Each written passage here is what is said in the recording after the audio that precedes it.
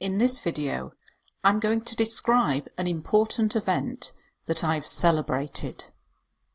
And in my answer, I'm going to include what it was, when it was, where I celebrated it, and how I felt about it. Well, when it comes to events or occasions that are celebrated in my country, we celebrate birthdays, graduations, weddings, wedding anniversaries, Christmas, New Year, to name but a few. The one I'd like to talk about is my university graduation. My university degree lasted 4 years, and I was over the moon when I received the news that I had passed, as at times it was challenging and it seemed never ending. The relief I felt was indescribable. When it came to my graduation day, I wanted to make it a day to remember. My family and siblings all attended the ceremony.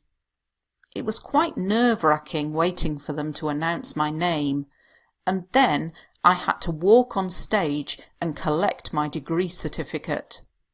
The look of pride on my family's faces is something I'll never forget. After the ceremony, we went to a fancy restaurant where we had a slap-up meal. I treated my parents because they had supported me through university, so I wanted to pay them back for all their support and generosity. It was the least I could do. Later that day, I met up with my fellow graduates and we had a party. We were dancing and partying until the early hours. It really was the perfect end to the perfect day. There was a hint of sadness though, because it was the end of one chapter and the start of another. My student days were over, and it was time to go out into the real world and get a job. Nevertheless, it was a great way to mark the end of my student days, and I'll never forget it. So let's take a look at some of the keywords and phrases in this answer. It's important that you don't memorise these answers and try to reproduce them in the IELTS speaking test, but it's good to try to remember the keywords and phrases, so if you get this topic in the IELTS speaking test, then hopefully these keywords and phrases will come into your head and you'll be able to use them to try to get a higher band score. So first of all, you need to introduce your topic, and you can do it with something like, well, when it comes to. And then here we're talking about an event, but I've used another word, an occasion, which also means event. I like to list things in my answers because it gets lots of vocabulary in a short space of time. So here I've put lots of vocabulary, and the slightly more complex one is a wedding anniversary. This is what happens every year. On the day you got married, it's like your wedding anniversary.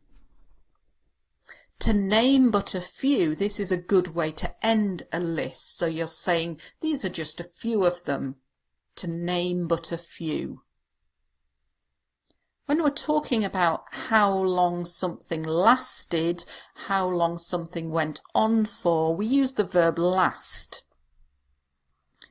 I was over the moon. Not a massive fan of a lot of idiomatic expressions like it's not my cup of tea, it was raining cats and dogs. But here's one I don't mind. To be over the moon means absolutely delighted, thrilled, very, very happy. Note here the use of past perfect for an action that happened in the past before another action in the past. So she had passed, and she received the news that she had passed. This will really impress the IELTS examiner if you can use past perfect in your answers. Instead of saying it was difficult, it was hard, you need lots of other adjectives that are much more complex. Challenging means it was incredibly difficult. And something that seems to go on and on and on, it's never ending. And you can describe relief as being indescribable. So something that you're struggling to describe is indescribable.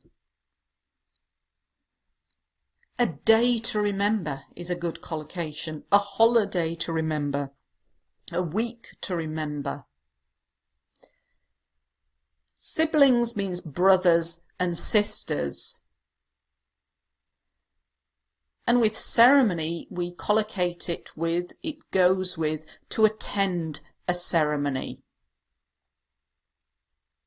Nerve-wracking. This is something that makes you incredibly nervous. To announce my name. This is just a slightly more complex way of saying to say my name. And the look of pride. This means they were looking so proud.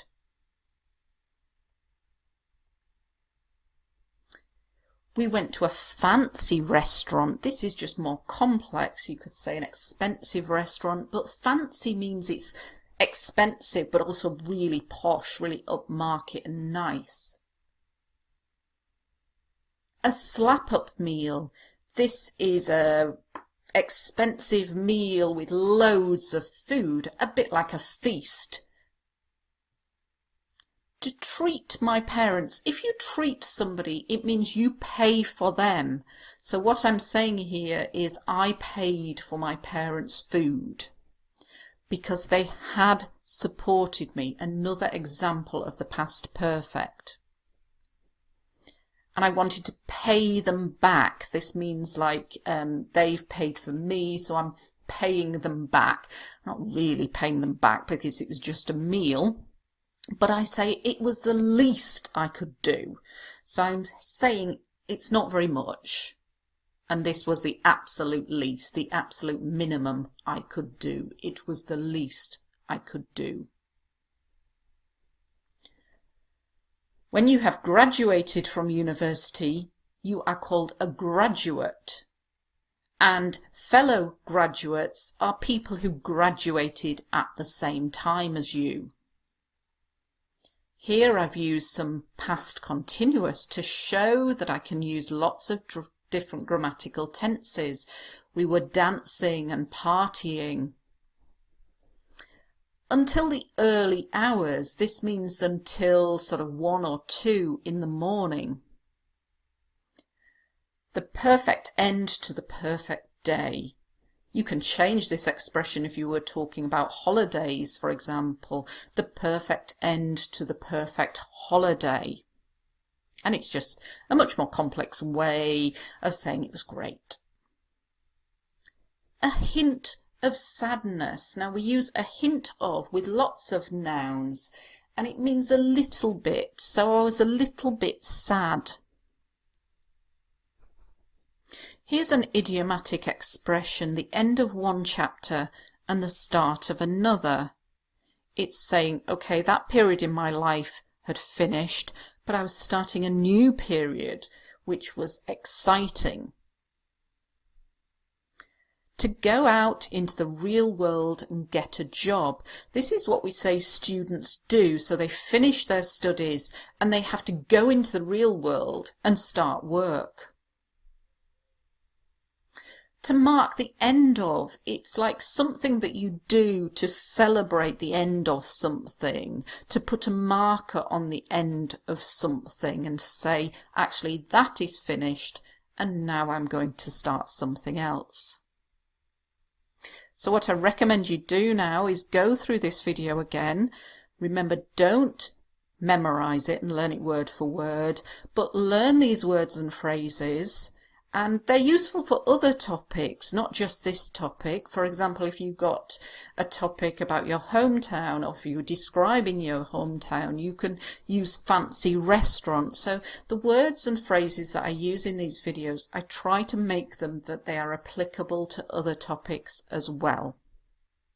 So thank you very much for watching this video, and good luck if you have an IELTS test coming up in the very near future.